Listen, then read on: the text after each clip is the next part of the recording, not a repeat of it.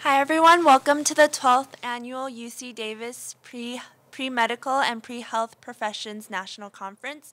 Today our workshop will be on med school apps, the epic journey, and it will be presented by Andria Williams. Andria Williams is the Associate Director for Admissions at the Florida International University, Herbert Wertheim College of Medicine. So please join me in giving her a welcome round of applause. Thank you.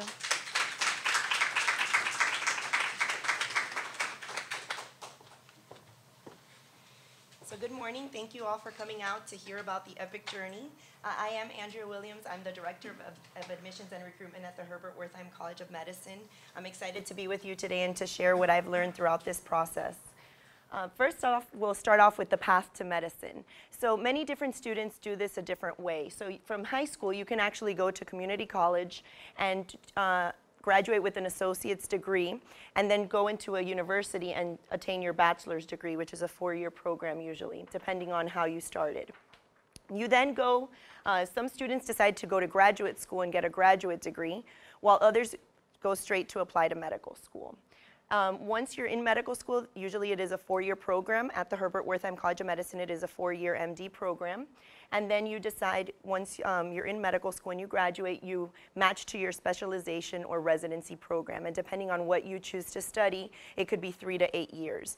So the process to medical school is long, and the process in medical school is long, but in the end, you will graduate with your MD degree and you will be practicing in your specialization. The important part is selecting your major. So a lot of times students will come to us and ask, what major should I be? Is there a pre-med major?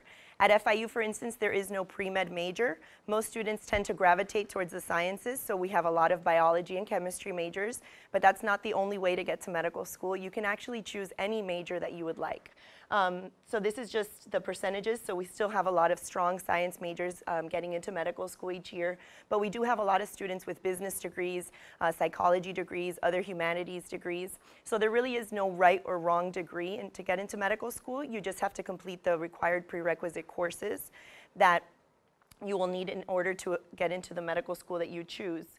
So I always say to pick a major that could also be your backup plan. So if you wanted to be a teacher, then you would probably study education. And if, for instance, you decide somewhere along the way that you don't want to go to medical school, then you still have a degree that you would like to work in. So the pre-med curriculum, it's pretty standard. At the Herbert Wertheim College of Medicine, for instance, we do require the 2 biology semesters, the general chemistry, the physics, orgo, chemistry 1 and 2.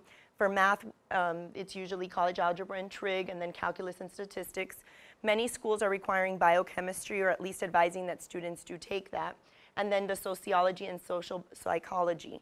As many of you already know, I'm sure that the MCAT is changing for 2015, so beginning in January, it will have many sociology and social psychology aspects to the test, so many students are asked to take those ahead of time in order to prepare for the MCAT and to prepare for medical school.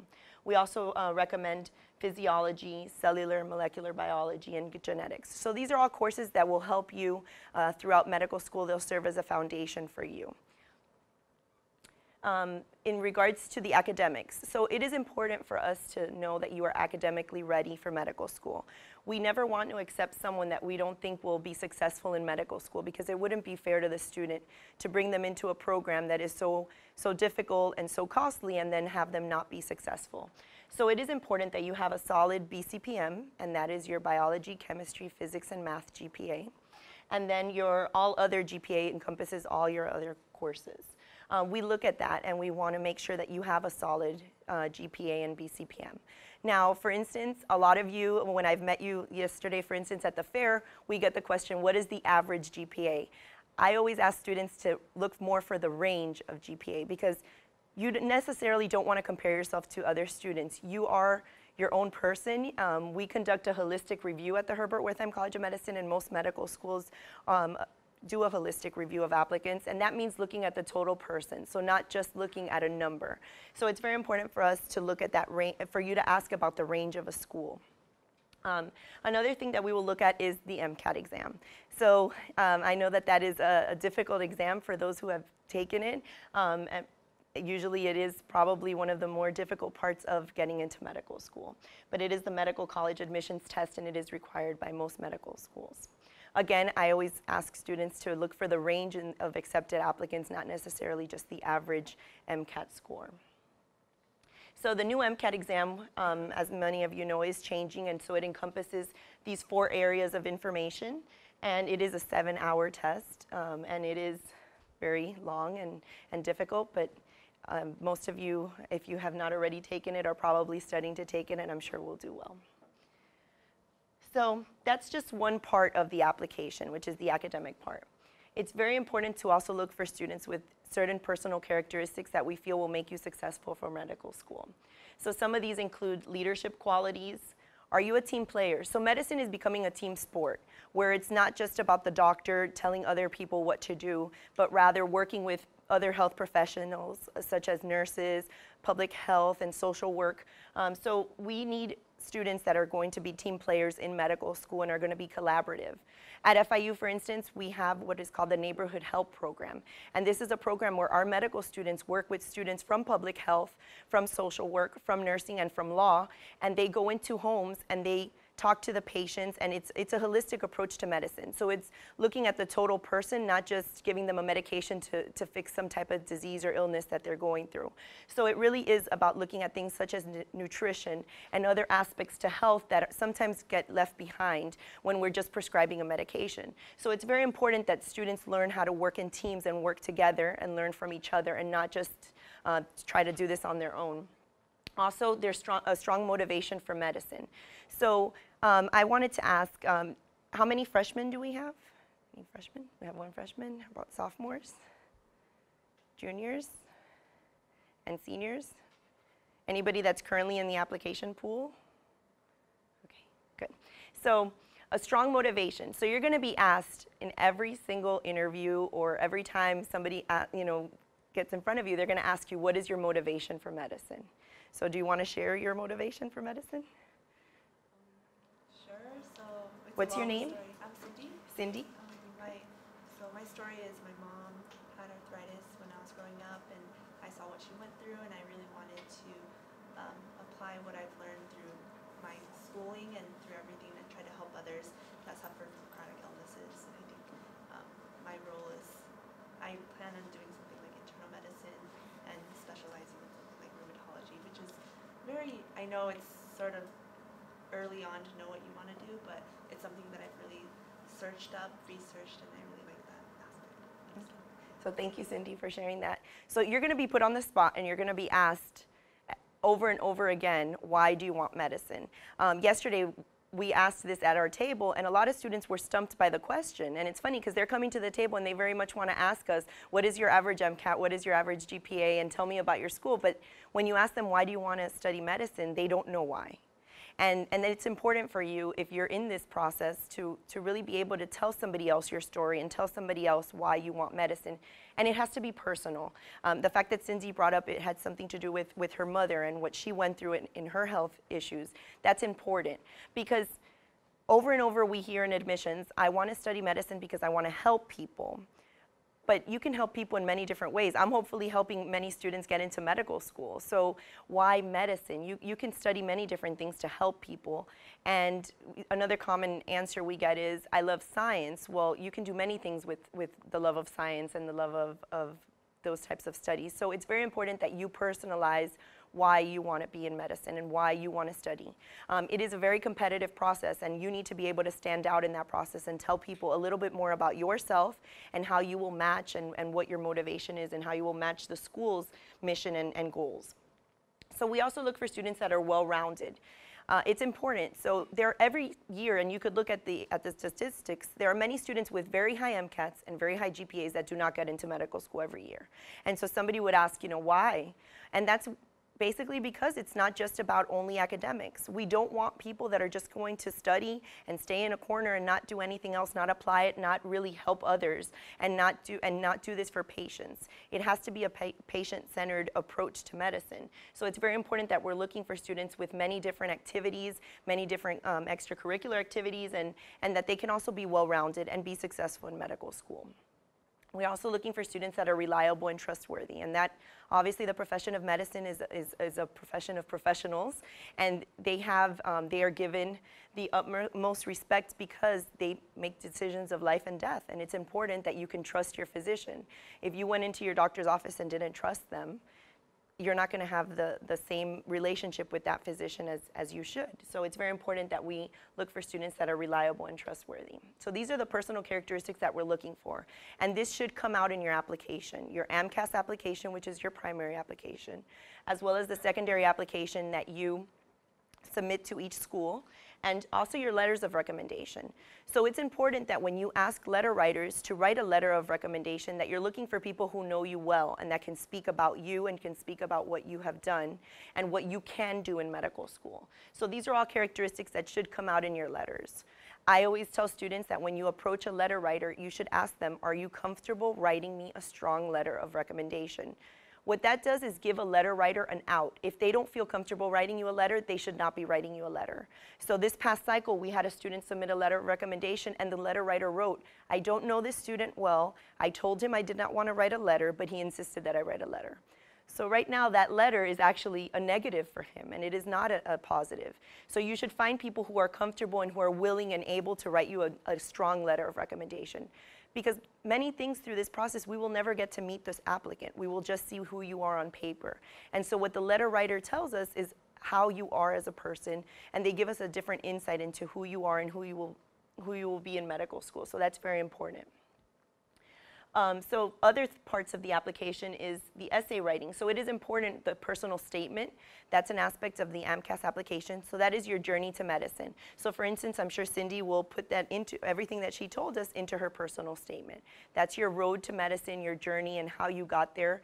A lot of times it's what was that aha moment that made you decide to be a physician. Sometimes you don't have an aha moment. It's something you've always known. So it just depends. As I said earlier, it has to be personal. It has to be about you. A lot of times I'm asked by students, should I look for a professional writing company to help me with my personal statement? And I caution against that because that will lose what the story is about. Now, there's nothing wrong with asking others to look at your essays. I highly encourage that, to make sure there's no misspellings or that you are getting who you are across in that personal statement. But it's important that it is personal and it's about you, and only you can do that for yourself. Also, on the MCAS application, you will be describing your experiences and everything you've done. So you have 15 boxes to fill out and to let the schools know who you are and what activities you've been involved in. It's not a matter of just saying, I've engaged in this type of research or I did this type of community service. It's very important that you explain what you learned from that experience. So sometimes we see very much like a resume, just listing bullet points of what you did, but that isn't as important as what you learned from it. And that is truly what you need to put on there. Communication skills. So throughout the process, once you submit your MCAS application, you submit your secondary application, then you will receive an interview invitation from, if you've been successful in that process, you'll receive an interview invitation. That's where you will have usually a one-on-one, or now they're doing a lot of multiple mini interviews, but every school has a different style of interview, but it's important that there you're able to have strong communication and interpersonal skills. So that's where you're actually going to meet somebody and have a face-to-face conversation with them. And it's important that you're able to articulate your thoughts clearly, and you can tell them your story as to why you chose medicine and why you want to go to that particular school and what you hope to do throughout medical school and once you graduate. So it's very important that you have those strong communication skills. And as I mentioned before, faculty and professional letters of recommendation are very important. So strengthening your application. As I look through applications, I look for students that, are, as I said earlier, are academically ready, but also have experiences in any of these areas. So community service. At the FIU Herbert Wertheim College of Medicine, community service is of utmost importance because of our social mission, because of what I mentioned about the neighborhood health program. We want students that want to give back. We want students that will take this process and end up as culturally competent physicians. So it's important that you have community service. Also, we look for students that have had shadowing or other clinical experiences. Why? Because how do you know you want to be a physician unless you've engaged in those activities? A lot of times that will be lacking in an application, and then we have questions about it because, for instance, if I love baseball, I should at least attend a baseball game, play baseball, watch baseball on TV. I should have some type of activity related to baseball, because otherwise, then I really probably don't really like baseball. So it's important, if you're applying for medical school, that you have those shadowing and clinical experiences. Leadership is also important. So the medical profession is a profession of leaders. They have to be leaders within their community. They have to be leaders within the profession of medicine. So we're looking for students that can step up and take on those leadership roles. We're also looking for students that engage in research. For us, we are not a research-intensive school, but we would like to see students who have engaged in research, because it is a different thought process. What you learn from research is critical thinking and a lot of things that you can apply in medical school. For instance, at our school, we do have a research requirement, so every student graduating will have done a research project. So the fact that you have research from before will make you a stronger candidate. And as I mentioned about collaboration, that is extremely important in medicine and extremely important to come through in your application when you're presenting yourself. So this is all of the qualities that are really necessary, and the process is difficult, and I'm not going to lie to you and say that it isn't, but in the end, it will be worth it if this is what you want to do for the rest of your life. So as I mentioned, the GPA and the MCAT, that's the academic portion of your application.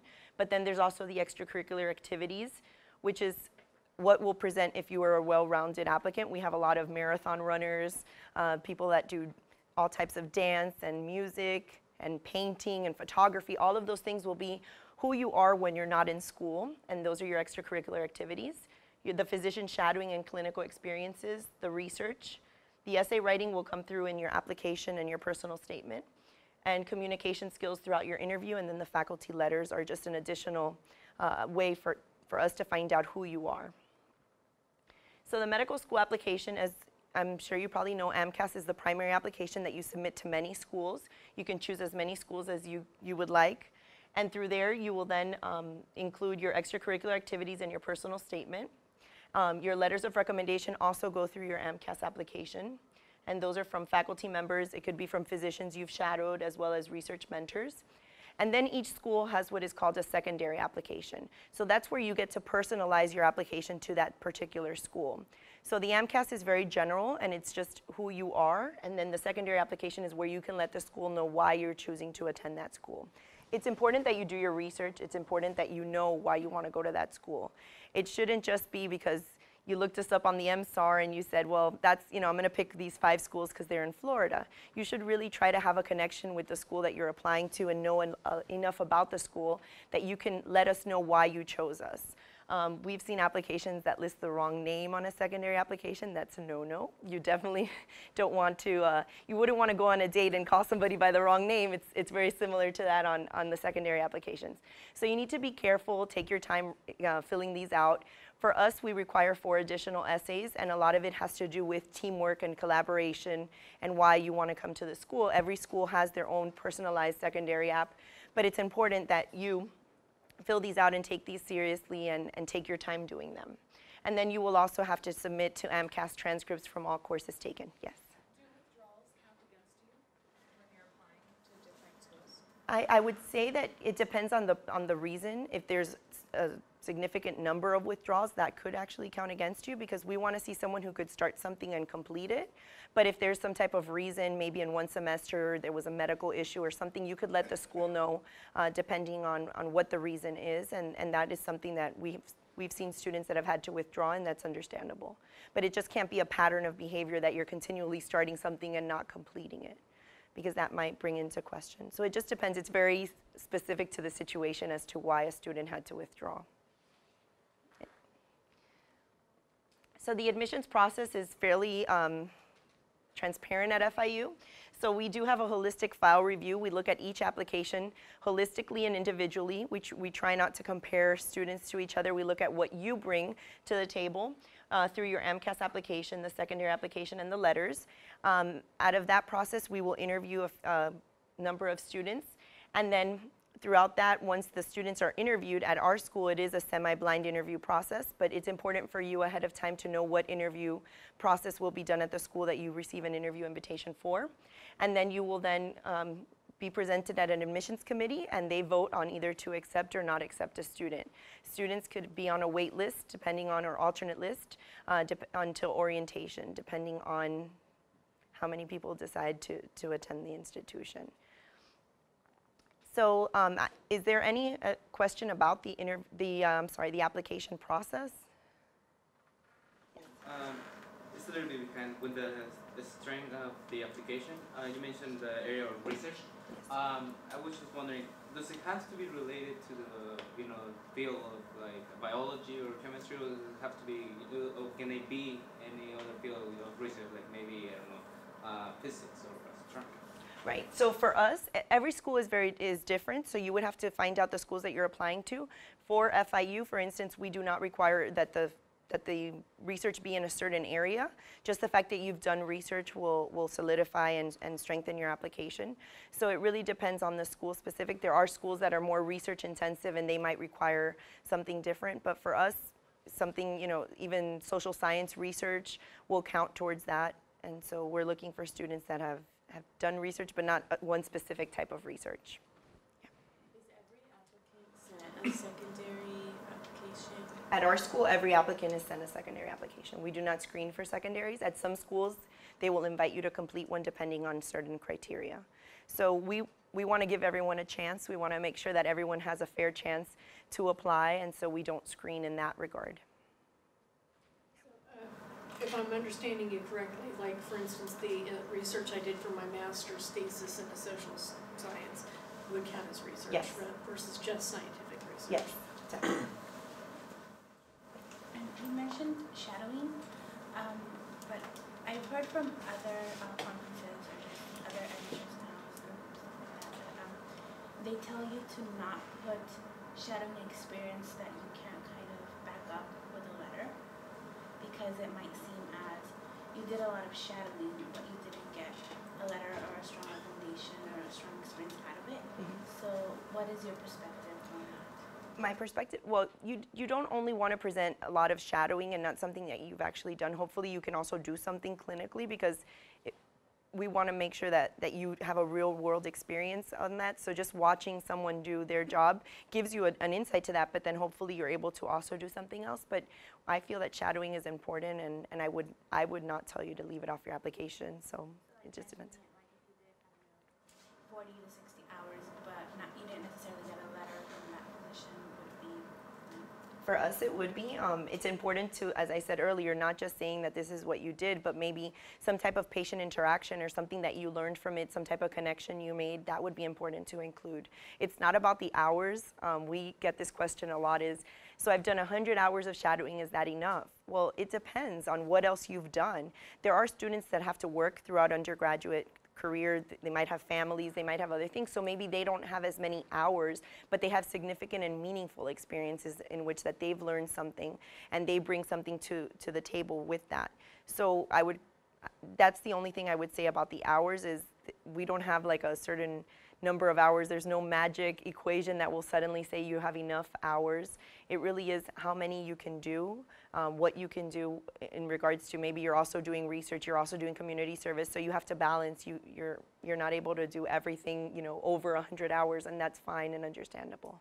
But for us, we would not require a letter. You could submit an additional letter. So for instance, in our letters, we require three faculty letters, but then we allow for more supplemental letters, and that's where you could submit a shadowing physician letter just to help your application. But it wouldn't be required, and we wouldn't think that shadowing didn't count if there is not a letter.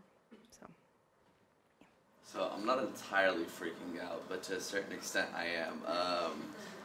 I'm a junior transfer to UC Davis. I just took my MCAT in the summer, scored pretty well on it, got a really strong GPA. But the reason why I am, because I saw how you divided up the circle into different sections. I feel like I have at least 70% of those, but there's that 30% that I really, really need to work on is my extracurriculars. When I was at junior college, I was focused on two things. One, maintaining my 4.0, and the other thing was I was working. I was assistant manager at a soccer shop, so when I wasn't at school, I was working. So I never got the chance to do those extracurriculars, and I am applying to med school next summer, hopefully. And I really don't have much going for me on besides academics. and my work experience. I did just interview about a few days ago at a clinic to hopefully do that. So I plan on doing the clinical work. I just talking to a buddy about getting a research position at UC Davis. I'll try and get in a little bit of shadowing in. What else would you kind of recommend for me to do other than that? Because unfortunately, I just realized that I literally only have about a year's worth of time to try and diversify my portfolio before I apply, and it's pretty stressful.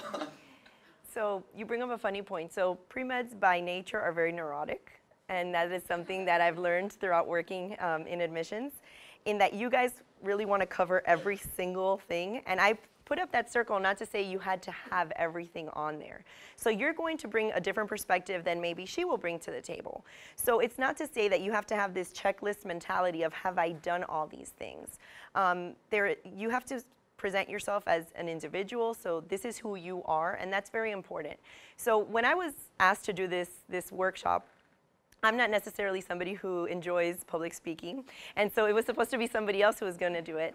And probably 2 days ago, I found out that I'd be doing it, and I said, okay. So I went on, because directors of admissions can be just as neurotic as medical students, and I went on there and I started researching, other people's presentations, and so I stumbled on a few different presentations. And it's important. What I realized in the end was really, I'm going to present as I present, just like you're going to present your application as you're going to present it.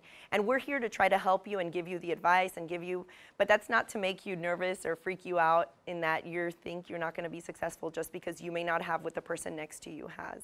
It's important that you're honest throughout this process. You do self-reflection. You look at who you are, why you want to go into medicine. That's really the most important thing about this. Hopefully that's what you learn from this, is that I'm not going to present like the speakers I saw on that YouTube video, and you're not going to present the same application as Cindy or anyone else in this room. So it's important, yes, you want to try to be as successful as possible, but in this year, dedicate yourself to doing things that will make you a better person, and in turn, a better medical student. So it's important, if you want to add some shadowing, if you definitely need some type of clinical, like I mentioned, because that's important, because how do you know you want to be a doctor if you've only been watching it on TV on Grey's Anatomy? You need to have some real life experiences. But it is important that you not freak out and you not look at the people around you and you not compare yourself, and just focus on what you want to do in this year, and maybe focus on 2 to 3 different things and just focus on those things. You don't have to do every single thing, and you don't have to end up with 200 hours of research plus 300 hours of community service. So. 2 to 3 things rather than do 6 or 7 or 8 things, but short term? It all depends. To me, I think you have to present I like to see meaningful experiences, and that doesn't mean, meaningful doesn't necessarily mean you've been doing it for a year. You could do it in a short time, but it's what you learned from it, what you dedicated your time to do. So don't freak out. Yes. Oh, sorry. I'm a surgical technologist. Can I use that as clinical experience, or is that just not the same? It depends on what you do. So what do you do as a surgical technologist? I scrub in with doctors and assist in surgeries. Okay, then that would be clinical. I'm just making sure that kind of counts in that category. And so with clinical, it could be a paid position. If you're able to get a paid position doing clinical work, it's a double, it's awesome because you're getting paid to do something, and there's nothing wrong with that. Obviously, the community service is the only aspect that we're not looking for people that are getting paid, but that wouldn't count. It would count as something else, as your employment. We also know that some people have to work, and that's fine. It's important to put that on there. And you can always bring in your work experience as something you've learned. At work, you have to be punctual, you have to be reliable, people are trusting in you. So work experience is just as valuable as other things that I talked about. And so it's all how you present it. It's all how you tell us your story. On those MCAT experiences, as I mentioned, there's 15 boxes where you can tell us a lot about you. And so sometimes what we read are just 2 or 3, I answer the phones. Well, answering the phones as a receptionist, you're also providing customer service. You're providing other things as a receptionist. It's not just that you're answering the phones, it's what else do you do. So surgical technologists would be considered, especially if you're scrubbing in surgeries and observing them and helping, that would be considered clinical. My question is, a lot of what I've read is what makes you stand out is the most important thing. Mm-hmm. It's like what you've done. Maybe it's not all the things on the list, but you've done some outstanding thing or some very important thing in your life, like the hardship you had to get there. Is that like The hardship is usually within the personal statement, and but you can present it in any aspect of your application. As far as I had to work like 300 hours a week plus go to school just to get through whatever, that kind of thing. What we're looking for is to build a class of students that will learn, obviously, the sciences that they need to be a physician, but they're also going to learn from their classmates. So everyone will bring something different, and it's very important that you let us know on that application, because that's the only place we're going to get to read about you unless there's an interview. So that's the first, I guess, weed out process, is who gets invited for the interview. So if your case has been that you've had to work and you can, right, but everyone will, there's no right or wrong way, and that's why I say pre-meds are neurotic, because you guys want, you know, A plus B plus C equals success, and that's not necessarily, because everyone will be looked at. From a different direction. My thing is, okay, I don't want to do 500 things. I just want to do one thing really well. Could that? Well, maybe for you, you will be successful that way, but then you'll talk to your classmate on orientation, and they would have done it completely different. So we are looking to build a class of diverse experiences, and where everyone will bring in something different, and then they will learn from each other and end up culturally competent, successful physicians when they graduate, because that is really our goal, is to make sure that we are graduating students that will be successful physicians who will be patient-centered, because it is all about the patient. Are there any experiences that you remember reading about in personal statements that made you go like, wow, that is a really awesome applicant? There's a lot of, sometimes when I'm reading these applications, I'm like, wow, there are just some amazing people. It's kind of like when you see American Idol or something, you're like, wow, these are all the people that no one is, you know, they're not even famous for singing yet, and they're this good. So there are a lot of applicants, but I would say that I can't remember, I guess. It's funny how you sometimes remember the bad stuff more than you remember the good stuff. But in the moment, there are people that you're reading and you're like, I immediately, you know, I want to give this person an interview. I want to learn more about them. I want to talk to them. So there are a lot of great experiences, but off the top of my head, I can't think of any. Do those tend to help? Some students are able to travel. Now, if you have the financial means or the ability to travel and you're able to go on medical mission trips, but not everyone is able to do that. But there are a lot of great experiences where students are going on medical mission trips, giving back. But sometimes you don't even have to leave your house to help somebody, because in our own communities, there's always people that need help. So it's not only that you have to go international or to other places. So it really just depends on your situation and what you can do, because not everyone is able to travel and do that. Would working as an EMT or paramedic count as clinical experience, or are you looking only for like in the hospitals? No, there's many, definitely. We have a lot of EMTs that go through the process and are very successful. We have a lot of EMTs in our classes right now. Any other questions? Yes. Go ahead. So I know in one of the classes that I took yesterday, the workshops, they're talking about, like, went through in depth about the application process and how the 15 experiences, in each one you have to list the name, I think it was contact number. But some of the stuff I don't really understand how you would really list.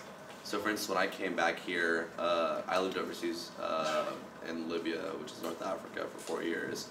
And I honestly thought I was going to go to medical school over there, but unfortunately, if anyone's familiar, circumstances over there called a civil war. Right. So I had to leave, and I came back over here, and I was really active in the political scene. I went to my buddy's high school, McClatchy High School. I gave a speech over there for about an hour. I was in contact with news agencies. I did an interview with MSNBC.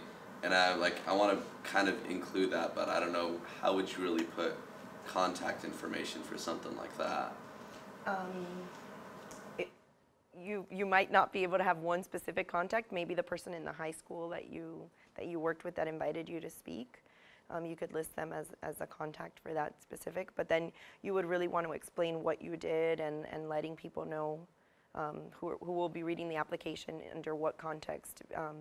And so you would list that probably as some type of enriching quality or leadership, or so I think maybe that's the person you would list. I'm here trying to understand how to better advise students. I teach chemistry with large lectures of like 500 students at a time. Right. And the difficult situation that I run into quite often is the students will come and see first year of chemistry, and I have these large lectures.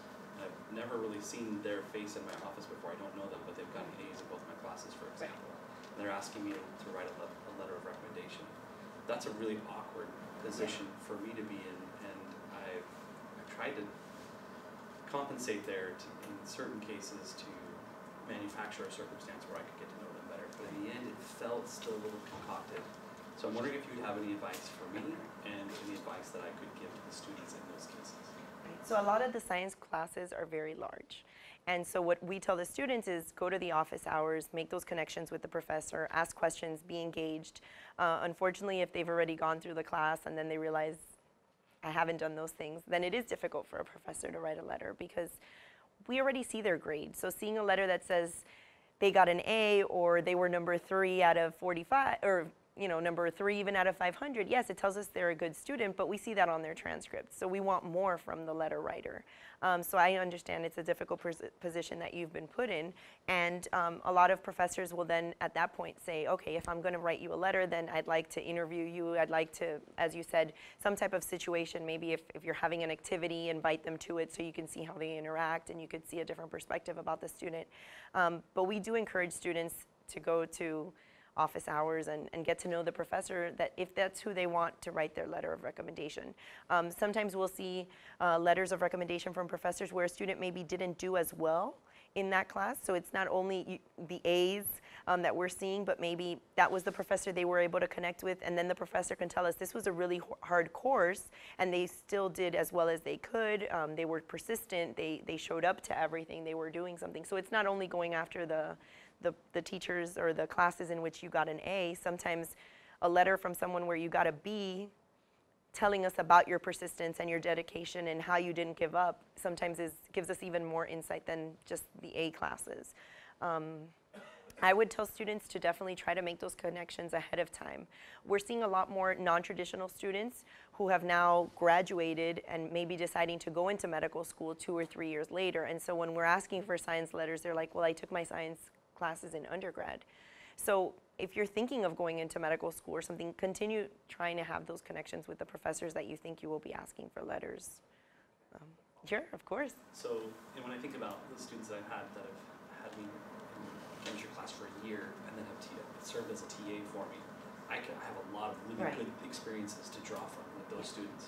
I mean, mentally thinking about the difference between the student who I'm concocting some experience with, it seems like there would be a major difference in those 2 letters. And does that come through on your end, and how do you judge those? Yeah, we do see a difference where you can see that someone just knows somebody from a class versus a TA, or maybe if you're doing some type of research and this person is working in your lab.